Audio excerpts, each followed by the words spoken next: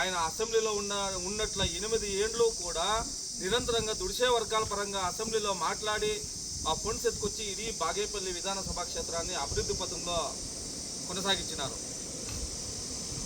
ఇప్పుడు జీవి శ్రీరామరెడ్డి గారు లేకపోవచ్చు, భౌతికంగా మన దగ్గర లేకపోవచ్చు, అయితే మానసికంగా మన అందరి హృదయాల్లో కూడా ఇప్పటికీ జీవి శ్రీరామరెడ్డి గారు మన హృదయాల్లో నిలిచిపోయినారు. వాళ్ళు శాసకులుగా ఉన్నట్ల సందర్భంలో వాళ్ళు చేసిన అట్లా అభివృద్ధి పనులు ఇప్పుడు కూడా మనందరి కళ్ళకు కూడా కనపడతాయి. అయితే వాళ్ళు తీరుపై ఇంకా మన కాన్స్టిట్యున్సీ పొద్దు అనాథ భావంగా కాడిస్తాను మన అందరినీ. మనము ఆయప్పను నమ్ముకోవటమే, ఆయప్ప మనల్ని నమ్ముకోకుండా అయితే ఈ పొద్దు దిక్కు దివానము ఏమీ లేకుండా అయిపోయింది మన అందరి పరిస్థితుల్లో. దాని ఒక భాగంగానే ఈ పొద్దు 4వ శ్రద్ధాంజలి సభకి మనం ఇక్కడ చేరినాము.